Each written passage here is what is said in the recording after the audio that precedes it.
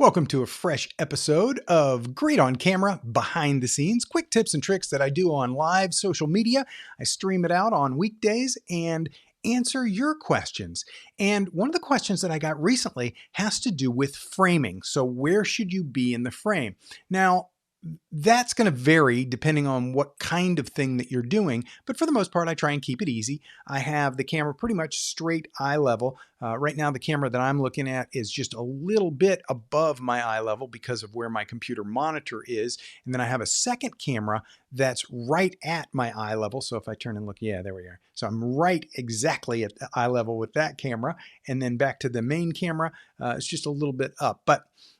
So that's camera positioning, but what about framing? How zoomed in should you be and that kind of thing? Well, with social media videos like this, people expect something like an experience from TV news. So like a talking head kind of thing. So we all do that. And that can be whether you're doing it with your smartphone, okay, and you're filming yourself this way. You actually should be doing it that way. So you're doing it that way, or you're doing something from a webcam. You should be kind of like a talking head video like this.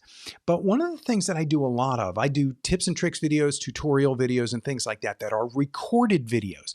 And I don't want it to be so close on my face most of the time. A lot of times I'm holding up a product.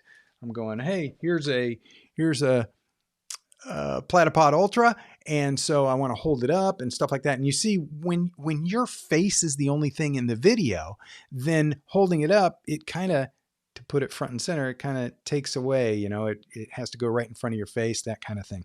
So one of the things that I do when I'm doing those recorded videos is I step back further from the camera. And I also have a little bit wider of a shot. So I'm going to do the best I can in my little home studio here and show you what it looks like. But what I like is a little bit of space over my head, like what I have right now. And then I like the camera to be down just above my waistline so that when I talk with my hands, see, I'm talking with my hands right now. I do it all the time, but you can't really see it because my hands are out of the frame. So when I'm doing something like an explainer video or a training video or something like that, most of the time the framing gives me an inch or two above my head and goes down to about my belt line. So let me show you what I mean. And the sound is going to be a little worse because I'm going to be far away from this microphone, but let me show you. Okay, so I have the camera come to about right here on the bottom part of it. And so let's see, that'd be about there. Okay, yeah. So, okay, I got to get back a little bit further. Doing the best I can. So this is about like what I do when I'm on camera for an explainer video.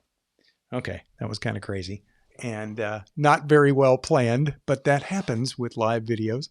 All right, so the reason that I do that is because it allows me, again, to talk with my hands. And I talk with my hands a lot. I emphasize things. And there are certain things that you can and should do with your hands when you're talking with your hands. Don't put them in your pockets. Don't hold your hands and fold your hands up like this.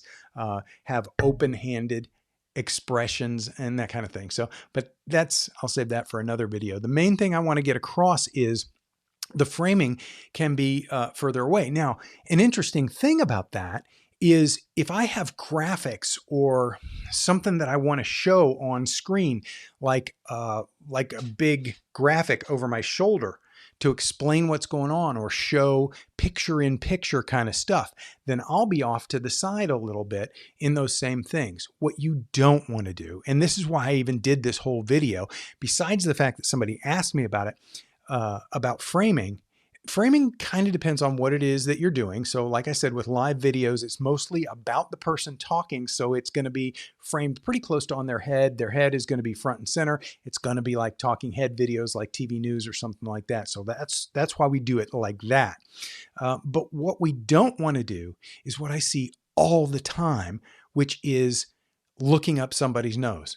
They've got their camera sitting on the desk in front of them. It's down low. You're looking up. You see the ceiling. You don't see any of my ceiling, do you? You see their ceiling because the camera is pointed up. You see stuff like ceiling fans behind their heads. It's really distracting. And I saw this very recently in a very high-end, kind of one of those people should really know better situations. And very frustrating because it just looks so bad. And they're looking down on you and you're looking up at their nose, up up their nose, and you're seeing all this stuff, and that doesn't look good on most people. It doesn't look good on me, that's for sure.